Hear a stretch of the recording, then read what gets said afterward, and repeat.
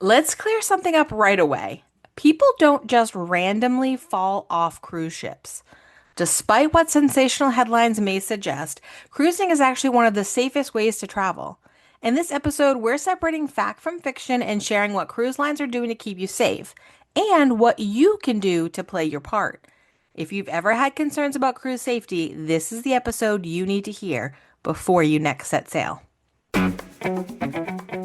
Ready for your fast pass to unforgettable adventures? Welcome to Talk Travel to Me. Featuring our Mickey Guru Travel Company expert travel advisors, this podcast will guide you in traveling with more ease, confidence, and a sprinkle of magic. Tune in for unique insights, insider info, tips, and personal travel stories that'll transform your journeys into exhilarating moments and lifelong memories. Fasten your seatbelt, grab your passport, let's embark, and let's talk travel. Hey there, and welcome to Talk Travel to Me. I'm Christy, founder of Mickey Guru Travel Company, and your host for today's episode. I'm flying solo this time because honestly, our incredible team of travel agents has been doing what they do best, traveling and helping their clients experience unforgettable summer vacations. So while they're out making magic happen, I wanted to take a few minutes to dive into a topic that comes up more often than you'd think, cruise ship safety. And yes, this was spawned by what just happened on the Disney Dream, where a child fell overboard. And we are going to talk about that. Whether you're a first time cruiser or a seasoned sailor, you've probably seen the dramatic headlines and wondered, ooh, is cruising really safe? Let's talk about it. All right, let's go ahead and bust this first myth right out of the gate. People do not just randomly fall off of cruise ships. Cruise ships are designed with extensive safety measures, including railings that are ranging from at least 42 inches to 48 inches high. That is not something that you can just happen to fall over, right? Accidental falls are extremely rare and often involve risky behavior, such as climbing on railings, excessive alcohol consumption, or other unsafe actions. So let's talk a little bit about what we know that happened aboard the Disney Dream just recently. So a 6-year-old child fell from deck 4, and dad jumped in after them. And both were rescued by the Disney Cruise Line crew, which, oh my goodness, I am just so glad to be able to say that. Now, what I don't want to do is jump into the mess where we uh, attack this dad. Horrible things happen. I am a parent myself, as you all know, and my child has never fallen into the water on a cruise ship, but I have absolutely made mistakes over the years that I'm not proud of. So the point of this is not to pile on this, the criticism of this dad, but I want to talk really clearly and openly about how this happened. Reportedly, I was not on board, but I have heard from very reputable sources what happened. I want to talk about it, and then I want to use that as a learning opportunity for everybody that has the chance to hear my voice. So, in this instance, Dad put the child up on the railing on deck 4 of the Disney Dream while it was in motion from the Bahamas headed back to Fort Lauderdale. Unfortunately, when Dad set the child up on a railing, the child fell, and they fell right into the ocean. Dad immediately jumped in after them. I think as most parents would, right? Like you just saw what happened and probably without even thinking, but the two of them ended up in the ocean. The Disney crew sprang into action immediately. The overboard message is Mr. MOB. So, Mr. Man Overboard is how you would have heard it while you were on the ship. You would have heard that alert go out. And they were able to find them in the water, launch the lifeboat, and get out to them and pull them both to safety onto the lifeboat. There's no word yet if there were any minor injuries, but they are okay, which, gosh, I don't know when the last time we have heard about someone that went from on board a cruise ship into the ocean that has survived. It is not a common thing. Certainly in this instance, I think the angels, the universe, whoever was looking out for them. But I also think that the fact that it was from deck four made a significant difference. Had a human being fallen from deck 11, heck, maybe even deck five, there would have been some other things that into play. The height, certainly, things that you could have fallen on your way down, all of that. So the fact that they survived, that they were picked up that quickly, all of that is nothing short of a miracle, and also the result of really strong training that that crew had undergone to be prepared for a moment such as that. But that is what happened on the Disney Dream at the end of June 2025. So if you're listening to this recently, you'll know it has just happened, just within the last day or two. But if it's later, that this is when we're talking about what this happened. Um, so one thing I want to make sure that we talk about, again, we're not going to pile on and criticize, but your safety on board is a shared responsibility. It's between the cruise line, the crew, and the guests. They give you the infrastructure, right? They give you the railings at 42 to 48 inches high so that you can't just, trip on your own 2 feet and fall into the ocean. You would trip and hit your head on the railing if that was the case. But that doesn't mean that people don't make decisions that cause potential major issues, right? By placing somebody on the railing or allowing a child to even pretend to climb on a railing or allowing a child to stand on a table. I have seen this with my own two eyes where there are tables out on your balconies. Allowing a child to stand there, either to get a picture, to have a better view, like any of that type of thing, any of that literally leans itself to a problem, right? So making sure that you're making sound decisions. One of the rules that I always hear repeated and also have repeated myself is feet on the floor. So you can walk and you can look out over the railings and you can look lower than the railings, but your feet are always on the floor, right? Your feet don't belong on tables or on chairs or on benches or anything like that. Feet on the floor, bum in the chair, right? So respect those railings is a huge thing. They're not for a photo prop. It's not for, those are railings for safety. They're not for anything else. Another thing that's really important is that you watch your alcohol intake. So, although Disney Cruise Line doesn't have a drink package, one of the reasons I will say that they have shared that they have not is so that people are thinking more individual every time they order a drink, how many they've already had. It's a little easier when you haven't already bought a drink package and know that in order to get your money's worth, you need to drink 18 mixed drinks or cocktails throughout the course of a day, right? But watching your alcohol intake, we're all about having fun on vacation, having a mimosa on the balcony, like all of that. That's all great. But if you have too much alcohol, it's going to impair your judgment and your coordination and make you do things that you may not otherwise do. Supervising your children is so important.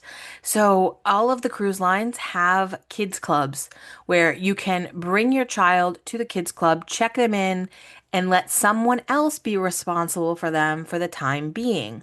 So, it doesn't mean that you have to be on 24/7. But if you're bringing a child on vacation, your number one job is to keep them safe, right? I think that's pretty much a given. But utilizing the kids club is great. But if you have children that are just free walking around the cruise ship, which you can do once they reach a certain age, as an example, Disney Cruise Line will allow a parent to sign a document saying that children as young as 8 years old can check themselves in or out of the kids club. If they're any younger than that, you have to actually do it. But once they hit 8, they're able to sign themselves in and out only if their parent or guardian has indicated that's okay. I will tell you that until the day that my child turned 13, that was not an option.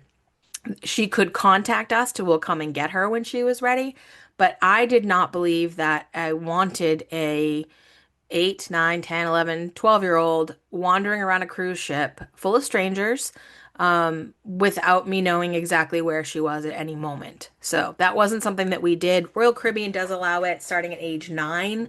Each cruise line has their own requirement there. But if the children are not safely tucked into a kids club and participating in an activity with those counselors, you are responsible for them. So making sure that they are behaving, they're following rules, they are, ships are family friendly, but they're not babysitters, right? So it is your responsibility to really make sure that you're watching them, teach them, talk to them about things, and in any way. Railings is definitely part of it, not climbing on things and keeping your bum in the seat and your feet on the floor.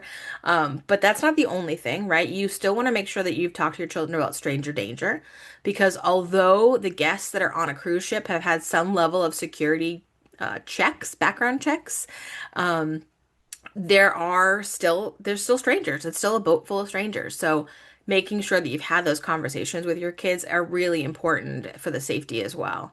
I do think that sometimes clients are sometimes curious about balconies and wondering whether or not they're safe if you are traveling with children. And I will say, if you have any real doubts, I would recommend potentially booking an ocean view versus a balcony room. However, I will say that all of the cruise lines are building their rooms and the locks on their balcony doors to make it very, very difficult for a child to get out there on their own.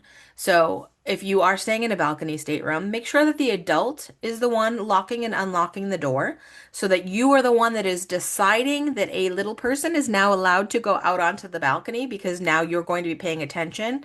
You don't want to let them out onto the balcony and then go hop in the shower, right? That's not a good idea, or take a nap.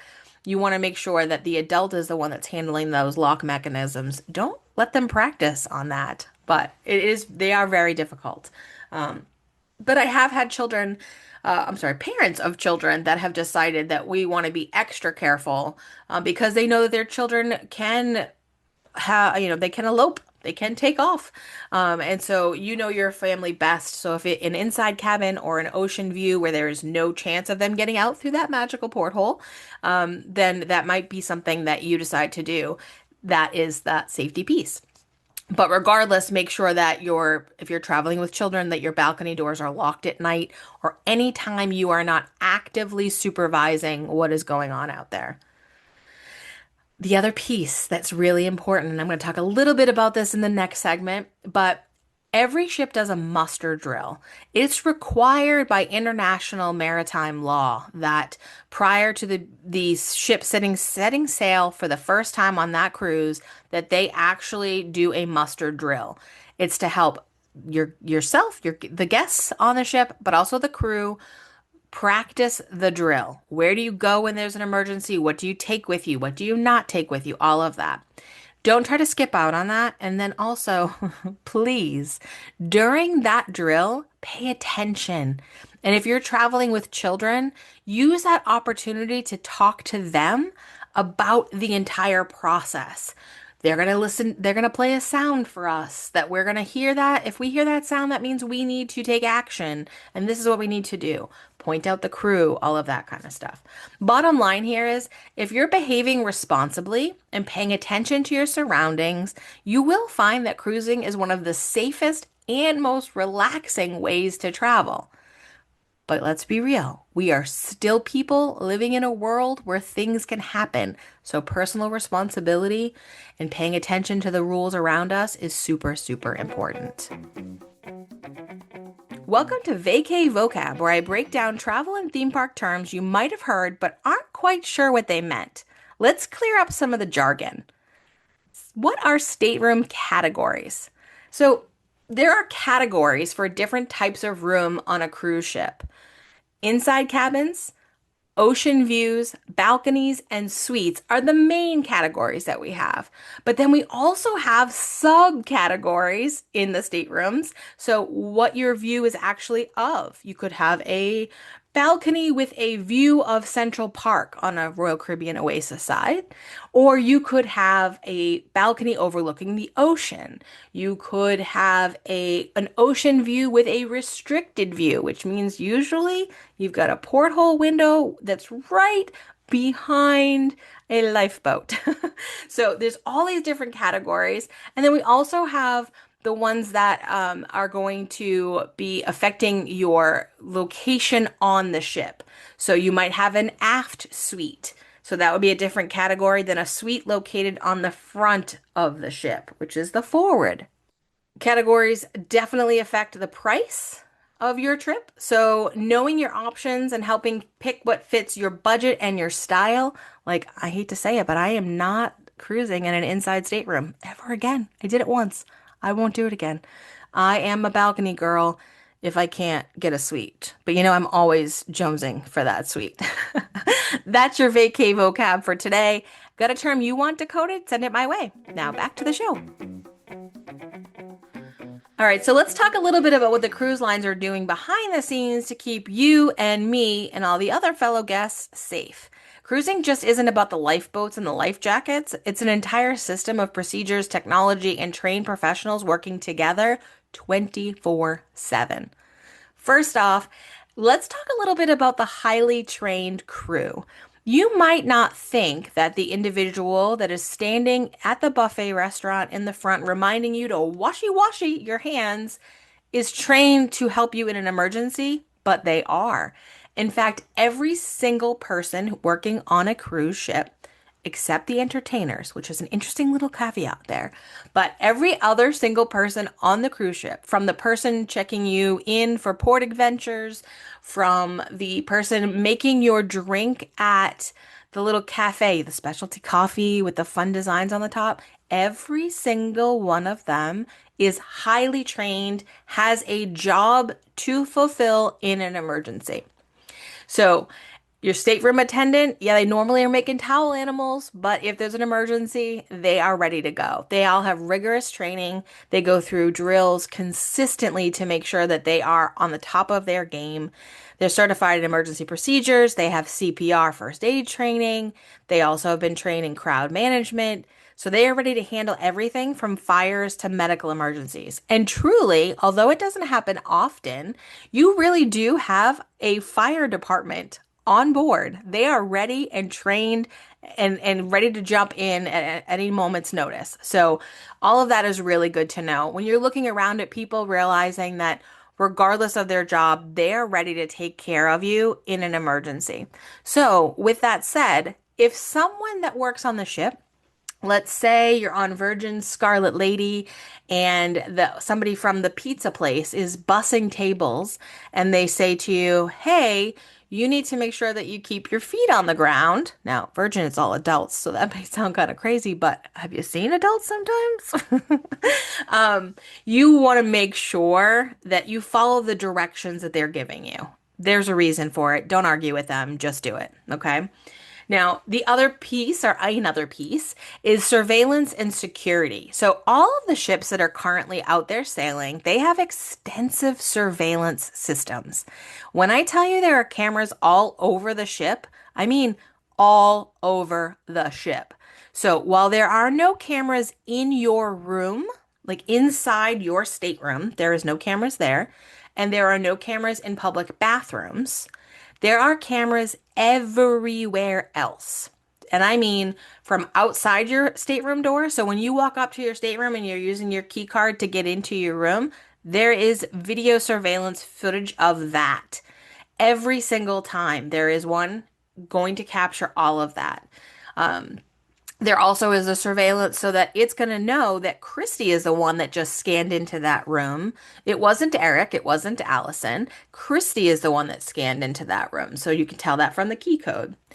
And then there are cameras pointed at your balcony. Yes, folks, at your balcony. So that is not a place that you can go and participate in adult activities or unsafe things, or even a lot of people try to smoke on their balconies. And while you might get away with it, if someone reports that they smell smoke from a balcony, all they have to do is pull up that recording and they will find you, they will see you, and you will getting a swift exit at the next port. So, surveillance and security is hugely important. Years ago, there was a case where a person, quote unquote, fell off a balcony, and they discovered that actually it was a situation that involved too much alcohol and some domestic issues, and somebody actually pushed someone, and then tried to claim that the person had fallen. But video footage caught it all. All right. The other thing I want to make sure that we talk about is lifeboats, life jackets, and those drills. As I mentioned in the last segment, you don't have the choice whether or not to participate in a muster drill. They take attendance. They have to prove to the Coast Guard and to any other maritime authority that might ask. They have to prove that every single person completed the muster drill. So each line does it a little bit differently, but everybody has to participate so that they know that they've had the conversation about where to go, what you need to bring with you, and whether or not you need life jackets or they're going to bring them, or all of the details for your specific ship in that sailing.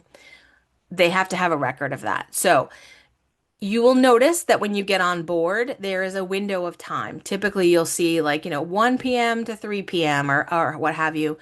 Go as soon as you can. Don't wait to the end. Make sure everybody goes together. Make sure you talk about how if you happen to be in different spots of the ship, that you need to make sure that you end up here. This is where we're going to meet, like all of that. And then once you've done that, you can let it go, right? Because I will tell you, in all of my years of cruising, and I have been on more than 25 cruises at this point, in all of that time, I have never had to do anything further in an emergency situation. I have not had any issues, but I have been on ships where they have been drills consistently. So you hear them talking about it, you see that happening with the crew. And I've also been on ships where there have been medical emergencies and things like that that are happening, and you might need to know part of what they discussed during those drills. Another thing that comes up a lot, and this is one of those things you guys know when you look at social media and you make the mistake of clicking into the comments. One of the things that I see most, and it drives me crazy, is that people will say things like cruises are floating petri dishes. They're filthy, they don't clean, like blah, blah, blah, right? It's not true as a whole. Now, have I been on a ship that has some issues? Yes. If you're looking to book a cruise and we talk about this, don't be surprised. I will tell you that there are certain cruise lines that have very poor ratings in the cleanliness department, and I will share that information with you. I'm not about throwing it out here to the big wide world, but that is something that I talk about with clients for sure. But for the most part, especially since the pandemic, the cruise lines have taken health and cleanliness to a whole new level. The ships are sanitized constantly. And when I mean, I say sanitized, I mean you will get into the elevator usually with a person that's cleaning the buttons on the elevator. And they get in every elevator and disinfect all of the buttons. They're wiping down railings. They're cleaning constantly because people are germy. And the reality is, most people have flown in on their vacations. So they could have picked up anything either while they were still at school, at work, on the plane, at the airport, whether they stopped at the grocery store, and now they're on a cruise ship. So it's not the cruise ship that is the problem. It is definitely the fact that germs are invisible until they're not, right? So they do the best that they can with the sanitation. Now, also, some people are surprised to hear that on board every ship, there are licensed doctors and nurses, and they have onboard medical centers. So every cruise ship that's out there today has that sort of a setup. There is always at least one doctor and multiple nurses. Depending on the size of the ship, they may have more than that. So there is medical available on the ship should you need it. Caveat to that I want to make sure that everybody understands. Your medical insurance, even if you have like the best of the best Cadillac plan that's offered by your employer, your insurance will not work on board a cruise ship. The cruise ship doctor medical facilities do not accept land-based insurance. This is one of many reasons that travel insurance is important because travel insurance will cover onboard facilities on cruise ships. So there's a whole lot to that. Some are primary payers, so you would never have to pay anything out of pocket. You just give them the information for your insurance company and they bill them.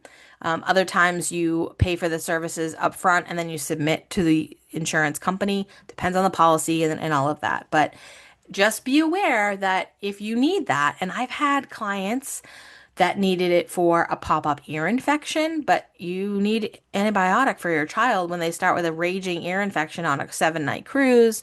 I've also had to use it myself when my daughter had a stomach issue on a cruise. The only time it's ever happened, and it was nasty, but we didn't get charged for that because our insurance covered all of that. So that is something to just keep in mind. Okay. Another thing that comes up a lot for people when we talk about, people will say like, well, I can't go on a cruise in July. That's hurricane season. Okay, let's be real. Hurricane season in the Atlantic starts in June and ends in November. That's an awful long part of the year that you'd be saying, I can't cruise.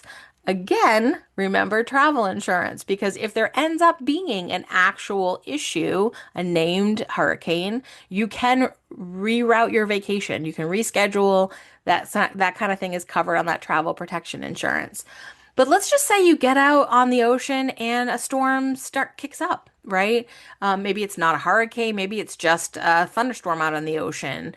One of the things that people worry about a lot is that how they're going to get around it, how the captain's going to handle it. So they have advanced GPS and weather monitoring on board. So they are actually monitoring the weather before it happens, much before it happens. Okay. And then also the newer the ship, the more likely they have state-of-the-art stabilizers that are going to reduce the rocking. So you may feel some movement. And certainly one of the things that I talk about with clients is that if you choose an older ship, you're going to have more motion. It's just the nature of what it is because technology has advanced. But you go out, let's say, on the brand new Disney Wish or the Disney Treasure or Icon of the Seas with Royal Caribbean, right? Those ships are built with underwater stabilizers that make it very minimal. So you can't eliminate all of it because we are on the water, but it minimalizes it. So that advanced technology makes that much better. And you don't have to worry about that. These cruise captains and their crews know how to avoid hurricanes or storms and that sort of thing. And they know what their ship can handle and what they need to go around for. All right. The other last piece here in this segment that I want to talk about is the emergency response plans. Cruise lines work with the International Maritime Authorities and they have detailed emergency procedures in place. So that includes communication protocols with Coast Guard, with local ports, medevac services if they need to be. They have a plan. Well, they have plans for the plans for the plans, right? So they have got this taken care of. They do this all the time. So the bottom line is safety is absolutely the highest priority at sea for the cruise lines and for you. When you step on board, you're not just stepping onto a floating hotel, you are stepping onto a well-oiled safety machine. But again, nothing takes the place of personal responsibility. So what are we going to do? Feet on the ground, bum on the chair, right? Can I be honest? If you wait for the perfect time, you'll never go. Seriously, the someday syndrome drives me crazy. There will never be a time where you have all the money you need, all the paid time off that you need. The stars won't align completely, ever for it to be the perfect time for you to take a trip. Talk to the people in your life and decide to prioritize making memories now. Get the trip booked now, even if you're booking for 2 years out, right? Get that deposit down, get it on the calendar so you can start getting exciting about it. You can start squirreling away money from payments, spread it out along the longer term, makes it a little bit easier to swallow the cost of vacations because I understand they're expensive. But if you wait for the perfect time, or until you never have a car repair that you need to make, or that you have enough money in your bank account that you won't think twice about it, it's just not going to happen. So let's call out that someday syndrome, put it to bed, and get the trip booked now. Now that we've talked about what the cruise line's doing to keep you safe, let's flip the coin and look at what you can do before you even step on board your cruise ship to keep you and your family safe. Preparing ahead is one of the smartest ways to protect yourself and ensure that you can have a smooth, stress-free vacation. So, first up, purchasing that travel insurance. And I will say it like this for a reason. It's going to protect you while you're on board if you happen to need medical assistance, or if you encounter any issues like that on your ship. But it also protects you and allows you to make a well-educated, thoughtful decision about whether or not to even go on this vacation. So we all know, like, you might book your cruise a year, 2 years even out. You don't know whether you're going to be feeling well, whether if all five members of your family are going to be feeling well enough to travel. If you have that insurance, and let's say you wake up the day before or 2 days before your cruise and you go, I feel like crud, something's wrong. My baby has an ear infection, or my stomach is killing me and I can't stop, stomaching. I'm not gonna go there. But having that insurance allows you to make that intelligent decision. You're not gonna lose the cost of your vacation because you're suddenly sick and can't go. So this is a huge piece to why I say it's worth a peace of mind, because if you decide to get on a ship knowing that you're sick, hey, that's not fair to anybody, including your family and mine if I'm sailing with you. So it allows you to have that space to make that decision, to understand your health status and decide whether it's safe for you to go or if you need to reschedule.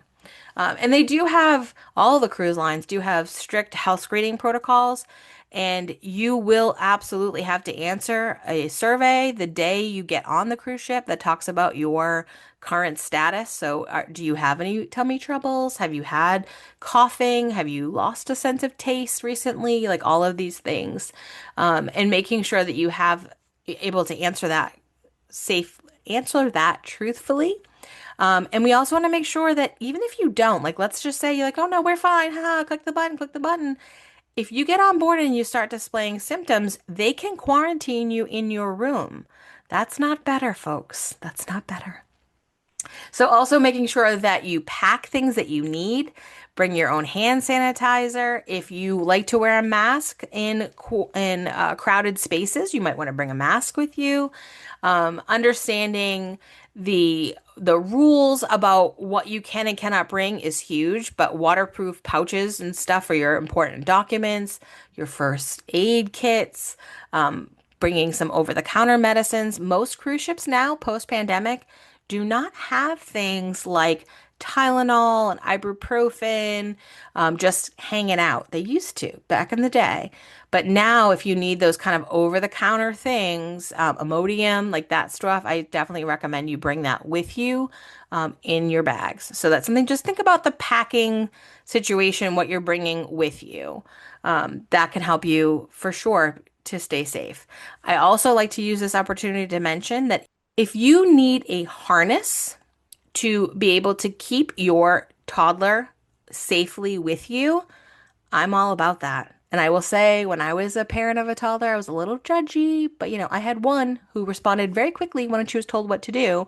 And now I understand that that's really not the case. So if you need tools like that, like one of those little monkey backpacks where you can put that around the wrist, around your wrist, and the child is always going to be within arm's reach of you, do it, pack it, bring it. And then make sure that you also share your itinerary and emergency contacts at home. So if you're going with your family, let somebody else know what ship you're going to be on, what your flight information is, and then whatever it is that you're going, so that if something happens, there's somebody that knew where you are. Also, making sure that you download the cruise app, because that is going to give you lots of information, including any notices about emergencies, things like that. And as we talked about a little earlier, and I'm going to beat the horse, guys, I'm going to beat it. Make sure you attend the muster drill and take it seriously. I know it's tempting to skip or zone out, or, not pay attention, or try to play on your phone. Now, I'll tell you, those crew, they're going to let that fly. So if you want to be told to put your phone away real fast, pull it out. But making sure that you attend the drill and take it seriously, bring in the information for sure, and make sure that you're paying attention during all of that is super important. Finally, always stay aware of your surroundings, especially near railings or open decks. Don't lean over. Again, be careful with your alcohol consumption, and make sure that you're using the handrails when moving around. You aren't going to necessarily fall off the ship, but you could fall downstairs if you're not holding on to the handrail as you're walking from one deck to the next. So the ship does move. It's a free-floating vessel, right? So making sure that you're using the handrails, paying attention to your surroundings, pay attention to the other people around you. Although this is not something that you want to focus on too much, remember that this is a boat full of strangers, right? You might meet somebody at the bar that seems great. Be very thoughtful about following them into a private place to decide whether or not that's something that you feel is safe. Okay, I'm not going to go too far, but we're all adults, and adults need to pay attention and make sure that we're responsible for ourselves, right? Taking care of this stuff, when you think about it ahead of time, helps you be prepared and lets you truly relax and enjoy those moments at sea, because that's what it's all about, right? Listener questions. So please send yours my way. You can either text the show. The number is right in the show notes. You can send a DM to us on Instagram at talktraveltomepod, or you can send me an email at christy@mickyguru.com. KRISTY@mickyguru.com. You can also just go to mickyguru.com and you'll find my face there, and you can click it and send a message that way too. But reach out however you do it. I might even get an owl. If you send me an owl, it might make it here. And let me know what questions you have, and we will answer them on that upcoming episode. And hey, if you enjoyed this episode, I'd be so grateful if you could share it with your friends and your business colleagues. And if you want to leave a review, I would love that too. It really helps us reach more travelers who want to make their vacations magical and stress-free. When you say, hey, I listened to this episode. Did you know that people just don't fall off cruise ships? It's true. All right, friends, safe travels. And until next time, happy cruising. Thanks for listening to Talk Travel to Me. We hope this episode cracked open inspiration for the treasures that await you at your next dream destination. If you love the show, please review, subscribe, and share it with a friend. At Mickey Guru Travel Company, we're your trusted guides for theme parks, cruises, resorts, and more. Visit our website at mickyguru.com to learn more and book your vacation today.